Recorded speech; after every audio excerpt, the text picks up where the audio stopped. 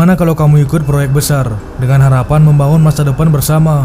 Kamu keluarin dana, tenaga, dan komitmen. Tapi ketika semuanya mulai berjalan, nama kamu tiba-tiba dicoret. Kamu dihapus dari sejarah proyek itu. Itulah yang terjadi antara Indonesia dan Korea Selatan dalam proyek jet tempur KF-21 Boramae.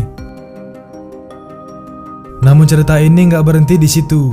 Justru di titik paling kritis, ketika kita merasa ditinggalkan oleh mitra yang dulu kita percaya, muncul sebuah kekuatan yang tidak tinggal diam, Rusia.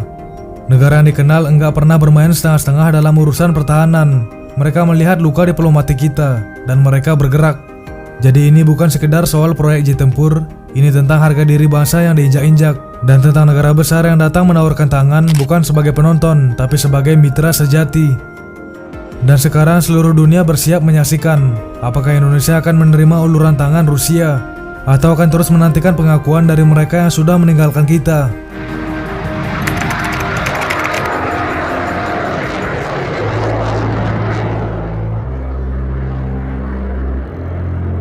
Nah, awalnya Indonesia dan Korea Selatan bersatu dalam visi besar, membangun jet tempur generasi 4.5 bernama KF-21 Boramae. Sebagai jawaban atas kebutuhan alutsista modern yang lebih terjangkau dan fleksibel. Indonesia nggak sekedar menjadi penonton, tapi ikut dalam pendanaan sebesar 20% atau sekitar 1,3 miliar US dollar, serta dijanjikan akses transfer teknologi, hak produksi, dan bahkan pengiriman prototipe untuk uji coba di tanah air. Sebuah langkah besar yang diharapkan bisa memperkuat industri kedirgantaraan nasional melalui PT Dirgantara Indonesia atau PTDI. Tapi kenyataan tak semanis perjanjian. Pandemi COVID-19 menghantam ekonomi Indonesia secara brutal.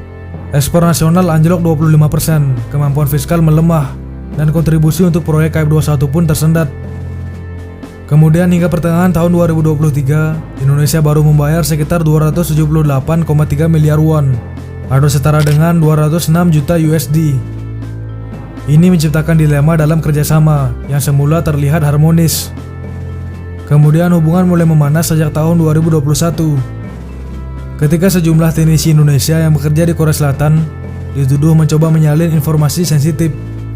Dugaan ini membuat Korea Selatan membatasi akses teknisi Indonesia terhadap data penting pengembangan jet tersebut. Ketegangan tidak berhenti di sana. Dalam langkah simbolik yang menyakitkan, bendera Indonesia sempat dihilangkan dalam prototipe kelima KF-21. Padahal sebelumnya pesawat ini menampilkan kedua bendera sebagai lambang kolaborasi dua negara. Namun prototipe itu terbang hanya di bawah bendera Korea Selatan. Penghilangan bendera bukan hanya persoalan estetika, itu adalah pesan diplomatik yang dalam. Korea Selatan secara de facto menunjukkan bahwa mereka siap melanjutkan proyek ini tanpa Indonesia. Bahkan lebih dari itu, Korea Selatan memanfaatkan momen ini untuk memperluas pangsa pasar pertahanan global mereka. Dan ketika Indonesia masih terdiam menunggu pengakuan, Korea Selatan justru bergerak cepat, bukan ke kita, tapi ke tetangga kita Malaysia, Filipina, Peru, bahkan Polandia. Yap, mereka langsung tancap gas menawarkan KF-21 ke siapapun yang siap beli. Dan bahkan Kepala Angkatan Udara Malaysia sendiri datang langsung ke Sacheon, Korea Selatan pada Februari 2025. Nah, sementara kita dituntun aja, ditinggalkan begitu aja dari proyek yang awalnya dibangun atas nama kerjasama. Dan kita seolah nyangka dalam laporan keuangan yang nggak kunjung lunas. Korea Selatan gak hanya mengamankan semua prototipe KF-21, mereka juga mulai menjadikannya sebagai senjata diplomatik. KF-21 Boramae menjadi simbol kemandirian militer Korea Selatan. Gak seperti F-35 buatan Amerika yang mengikat pembelinya dalam ekosistem kompleks dan tergantung pada Amerika Serikat. KF-21 menawarkan fleksibilitas dengan arsitektur terbuka. Radar ESA buatan dalam negeri menjadi salah satu keunggulan utama. Nah, bagi negara-negara yang ingin menghindari tekanan geopolitik dari Amerika Serikat dan Tiongkok, KF-21 adalah pilihan yang menarik. Namun jet ini juga bukan tanpa kekurangan. Tidak adanya ruang senjata internal membuat kemampuan stealth-nya tidak sebaik pesawat tempur generasi kelima seperti F-35. Dan meskipun sebagian teknologinya dikembangkan sendiri, jet ini tetap tergantung pada mesin buatan Amerika, yang membuatnya rentan terhadap gangguan rantai pasok jika situasi geopolitik berubah. Jet ini sendiri telah melalui lebih dari 1000 kali uji coba sejak penerbangan perdananya pada Juli 2022. Bahkan jet tersebut telah menjalani uji pengisian bahan bakar di udara dengan tanker KC-330 milik Korea Selatan pada Maret 2024 di Laut Selatan. Keberhasilan ini menjadi pencapaian besar dan data yang dikumpulkan digunakan untuk menyempurnakan avionik serta merancang varian lanjutan seperti KF-21IX yang kabarnya akan memiliki ruang senjata internal untuk meningkatkan kapabilitas siluman. Sementara Korea Selatan melesat, Indonesia mengalami dua kerugian besar.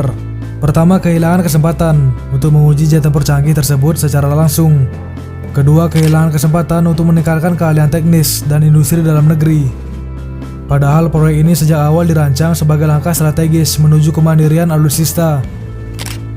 Dan di tengah kampanye itu Rusia muncul bukan sebagai pengamat, tapi sebagai pemain aktif yang siap mengisi kekosongan.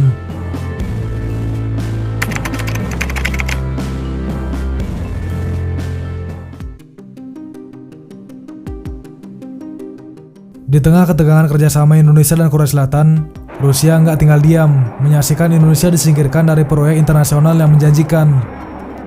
United Aircraft Corporation atau UAC, anak perusahaan Rostec Rusia, baru-baru ini mengumumkan bahwa batch pertama jet tempur Su-35 telah dikirim ke Angkatan Udara Rusia. Jet tempur generasi 4++ ini telah melalui serangkaian pengujian pabrik dan telah diterima oleh personil teknis militer Rusia. Dengan mesin vektor dorong dan kontrol digital terbaru, Su-35 menawarkan manuver ekstrim dan performa tempur yang tangguh.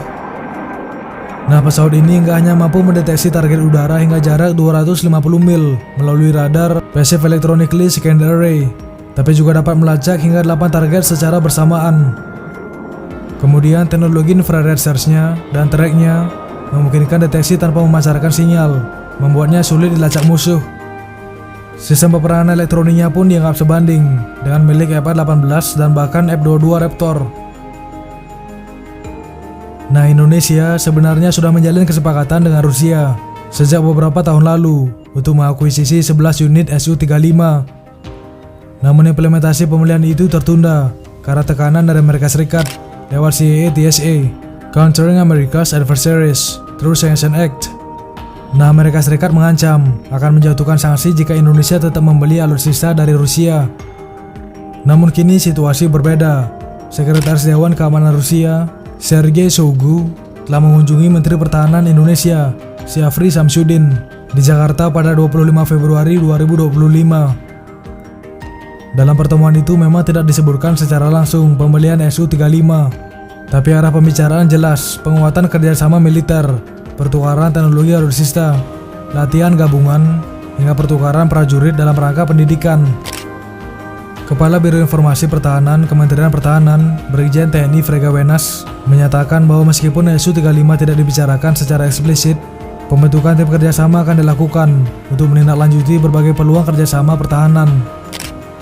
Nah, Indonesia yang telah memiliki armada Sukhoi sebelumnya, kini berada di posisi yang ideal untuk melanjutkan akuisisi Su-35 tanpa harus memulai dari nol. Kemudian Vadim Badeka, Direktur Jenderal UAC, menegaskan bahwa produksi Su-35 bersama Su-34 dan Su-57 akan terus dipercepat. Pesawat Su-35 bukan hanya jet tempur, ia adalah platform strategis yang bisa menempatkan Indonesia kembali di jalur modernisasi kekuatan udara.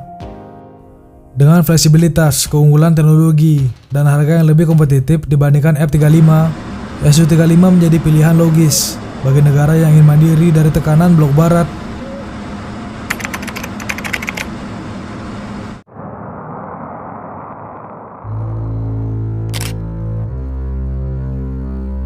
Indonesia dihianati di proyek yang kita bangun bersama. Nama kita dihapus, bendera kita hilang, dan tetangga kita malah ditawari hasil kerja kita sendiri. Tapi saat kita dijatuhkan, Rusia datang, bukan sekedar menawarkan pesawat, tapi menawarkan harga diri kita kembali. Di saat satu mitra meninggalkan, mitra lain memilih berdiri di samping kita. Di tengah ketegangan global dan perubahan kekuatan dunia, pertanyaannya kini sederhana tapi berat. Apakah Indonesia akan terus mengejar Korea Selatan yang telah secara simbolik mencoret peran kita dari proyek KF-21? Atau kita akan berbalik dan menyambut Rusia yang kini dengan tegas menawarkan jalan baru? Apakah Indonesia siap menantang tekanan Amerika demi kemandirian dan kehormatan pertahanan nasional? Tulis pendapat kalian di kolom komentar, diskusi di kolom komentar, karena diskusi kalian yang membawa topik ini jauh lebih berkembang. Terima kasih.